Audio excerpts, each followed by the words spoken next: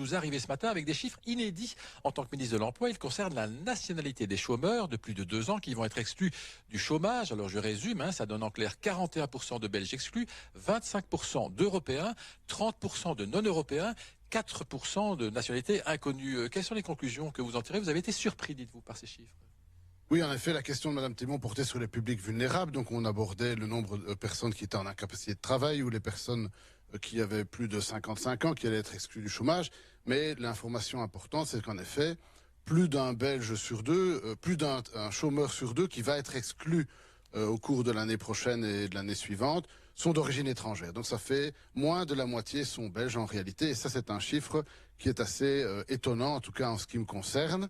Bonjour David Claraval, vice-premier ministre, ministre de l'Emploi, également bourgmestre en titre de Bièvre, au sud de la province de Namur. On parle budget et du gouvernement qui pourrait tomber dans un instant et même de la crise politique à Bruxelles. Mais vous nous arrivez ce matin avec des chiffres inédits. En tant que ministre de l'Emploi, il concerne la nationalité des chômeurs de plus de 2 ans qui vont être exclus du chômage. Alors je résume, ça donne en clair 41% de Belges exclus, 25% d'Européens, 30% de non-Européens, 4% de nationalités inconnues. Quelles sont les conclusions que vous en tirez? Vous avez été surpris, dites-vous, par ces chiffres?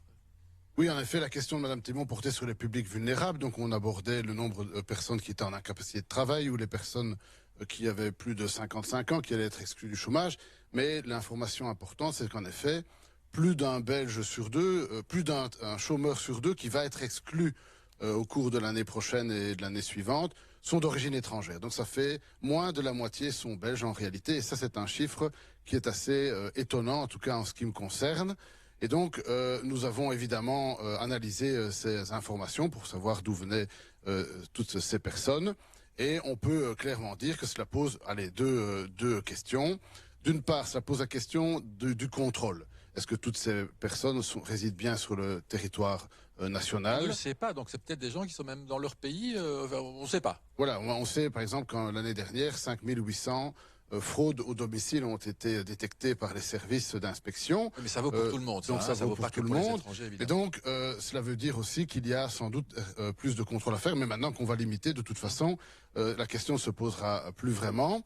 Et la deuxième question qui se pose, c'est aussi comment faire pour accompagner ces publics vulnérables. Oui, parce qu'on sait qu'effectivement, en Belgique, les étrangers ont des difficultés à trouver de l'emploi. On est un pays, un mauvais élève par rapport à ça. Donc c'est peut-être ça aussi que ça montre. Exactement. On sait par exemple... Bonjour et bienvenue. En Belgique, il y a peu, une statistique a mis le feu aux poudres. 57% des personnes exclues du chômage ne seraient pas belges. Un chiffre choc, c'est sûr. Mais que cache-t-il vraiment? C'est ce qu'on va décortiquer ensemble. Si cette analyse vous éclaire, pensez à laisser un j'aime et à vous abonner, ça nous aide énormément. Et pour aller plus loin, notre Patreon vous attend, l'inscription est gratuite et le lien est dans la description. Allez, on commence. Alors, tout commence le 30 octobre 2025. Imaginez, vous ouvrez le journal Sud Presse et vous tombez sur ce titre. C'est une véritable bombe médiatique. L'affirmation est explosive et elle va immédiatement déclencher une énorme controverse politique et sociale. Plus de 100 000 étrangers privés d'allocations. Le chiffre est colossal. Forcément, une affirmation pareille, largement reprise partout, ça soulève de sérieuses questions. D'où sortent ces chiffres? Comment est-ce qu'ils ont été interprétés? On va décortiquer ensemble cette controverse pour vraiment comprendre la réalité statistique qui se cache derrière le scandale. Pour tout comprendre, il faut remonter le fil. Tout part d'une question, en apparence assez simple, posée au Parlement par la députée socialiste Sophie Thémon. En réponse, le ministre de l'Emploi de l'époque, David Clarinval, se rend en radio pour présenter les données. Et c'est là que tout s'embrase. C'est cette interview qui va mener directement au titre de Sud Presse et au tollé général qui a suivi. Et voici la phrase exacte prononcée par le ministre sur les ondes. Il faut bien écouter les mots utilisés. Il n'a pas parlé de nationalité, non. Il a utilisé un terme beaucoup plus technique, origine étrangère. Et c'est cette nuance, ce simple choix de mots qui est en fait au cœur de toute la polémique. Alors, entrons dans le vif du sujet parce que c'est vraiment la clé pour tout comprendre. La différence fondamentale entre les termes origine et nationalité. C'est une distinction qui peut paraître minime, mais on va voir qu'elle change absolument tout à la lecture des chiffres. Voilà la définition officielle. Attention, ce n'est pas une définition juridique qu'on utilise tous les jours, c'est une définition purement statistique, utilisée par l'administration belge. En gros, selon la Banque Carrefour de la Sécurité sociale, il suffit qu'un de vos parents soit né avec une autre nationalité pour que vous soyez classé statistiquement comme étant d'origine étrangère. Le point crucial, il est là. Une personne peut tout à fait être belge, née en Belgique, voter en Belgique, avoir travaillé toute sa vie en Belgique, mais si son père est né italien par exemple, eh bien pour les statistiques, cette personne est d'origine étrangère. Ça n'a donc absolument rien à voir avec le fait d'être un étranger au sens légal du terme, c'est-à-dire quelqu'un qui n'a pas la nationalité belge. Bon, maintenant que cette distinction fondamentale est bien claire, on peut retourner aux chiffres. Que nous disent réellement les données brutes une fois qu'on a la bonne grille de lecture? D'où sort ce fameux 57%? D'abord, il faut saisir l'ampleur humaine de cette réforme.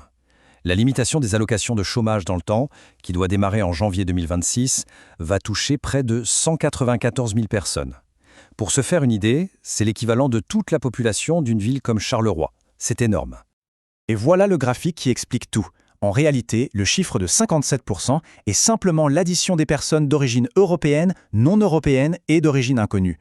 Les personnes d'origine purement belge, selon cette définition très stricte de l'administration, représentent 41,5%.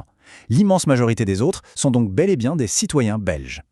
Il y a un autre point qui est très important, l'impact de cette réforme n'est pas du tout uniforme sur le territoire belge. On voit très clairement que la Wallonie concentre quasiment la moitié des exclusions et que Bruxelles est aussi très durement touchée. La Flandre, elle, l'est beaucoup moins. Bon, sans doute, avec une telle bombe lâchée dans les médias, les réactions politiques n'ont pas tardé. Et ça a été, pour le moins, mouvementé. L'opposition n'y est pas allée de main morte. Le Parti socialiste, par la voix de Sophie Thémon, qui est à l'origine de la question, a directement accusé le ministre de manipulation délibérée des faits.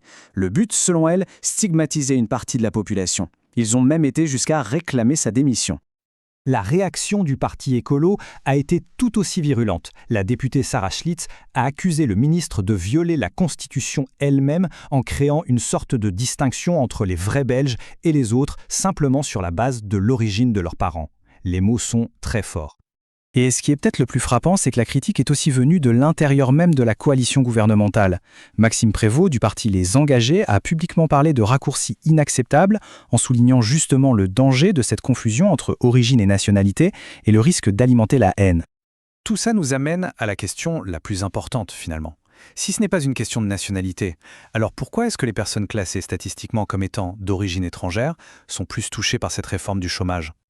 Eh bien, les experts et les études pointent tous dans la même direction.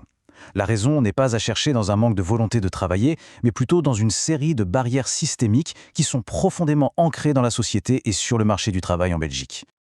Et quand on parle de discrimination, il faut bien comprendre qu'il ne s'agit pas juste d'anecdotes ou d'un ressenti. C'est un fait qui est mesuré et prouvé par des recherches universitaires très sérieuses, notamment via la méthode des tests de situation. Ça consiste à envoyer des CV identiques en ne changeant que le nom du candidat. Ce chiffre, issu d'une étude de l'Université de Gand, il est absolument édifiant. À compétences, diplômes et expériences parfaitement égales, un nom à consonance étrangère réduit les chances d'obtenir une réponse positive de 41%. C'est un obstacle qui est juste colossal sur un parcours professionnel. Les sociologues ont même un terme pour décrire ce phénomène. Ils parlent d'ethnostratification. C'est un concept un peu complexe qui décrit comment le marché du travail est en fait segmenté. Pour le dire simplement, l'origine d'une personne va souvent la cantonner à des secteurs plus précaires, comme la livraison, le nettoyage, avec des contrats courts, peu de sécurité, et bien sûr ces emplois rendent beaucoup plus vulnérables au chômage. Les retombées de toute cette histoire, elles dépassent largement le simple jeu politique. Elles touchent directement à la cohésion sociale, à la confiance dans les institutions et, évidemment, à la vie de dizaines de milliers de personnes. En résumé, s'il y a bien une chose à retenir de tout ça, c'est le danger qu'il y a à mal interpréter ou à simplifier à l'extrême des données complexes. Une confusion statistique, qu'elle soit volontaire ou non, a été utilisée pour construire un récit public qui divise, qui oppose les Belges aux autres, alors que la réalité, on l'a vu, est bien plus nuancée. Et ça nous laisse avec une question de fond, une question pour l'avenir. Quelle est la responsabilité des dirigeants politiques et des médias dans la manière de communiquer des données aussi sensibles ? Comment peut-on avoir des débats nécessaires sur des sujets comme le chômage sans tomber dans le piège facile de la stigmatisation ? Merci d'avoir suivi cette analyse. Si ce décryptage vous a été utile, le meilleur moyen de nous soutenir, c'est vraiment de laisser un j'aime et de vous abonner à la chaîne. Pour découvrir d'autres contenus et applications exclusives, rejoignez-nous sur Patreon. L'inscription est totalement gratuite, le lien est juste en dessous dans la description. Votre soutien est vraiment précieux. À très bientôt.